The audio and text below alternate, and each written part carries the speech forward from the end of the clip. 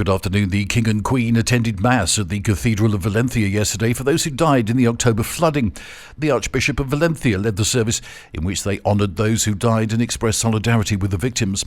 After the service, the royal couple greeted some of those in the congregation as they walked down the cathedral's aisle. This was a more solemn trip to Valencia after the first visit, following the floods, resulted in them being pelted with mud by those in the crowd. The King and Queen were praised for how they'd handled the situation as they worked to comfort victims, whilst the Prime Minister left with his security team.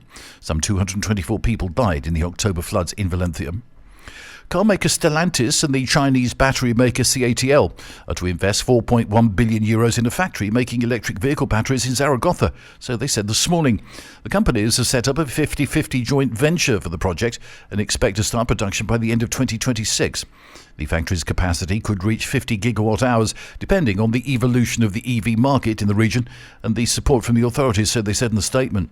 Europe has been seeking to attract EV battery makers to build factories in the region as it tries to cut a reliance on Asia and win a green subsidies race with the United States. The Zaragoza plant would be CATL's third factory in Europe. The other two are wholly owned by the battery maker. The Marina Alta region of Alicante is facing ongoing issues caused by an increasing population of wild boars who damage crops and impact local biodiversity. In recent weeks, sightings of the wild boars have surged in and around the municipality of Javia. In the Costa Nova urbanization, residents frequently encounter wild boars rummaging through bins.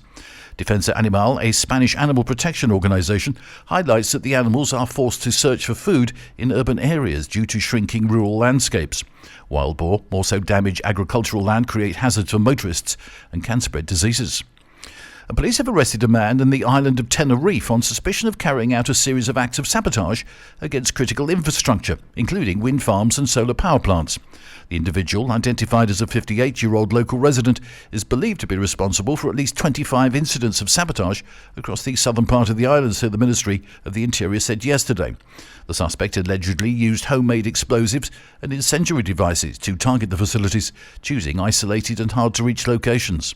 The total damage caused by the acts of sabotage is estimated to exceed €1 million. That's the latest from TRE. I'm Bob James.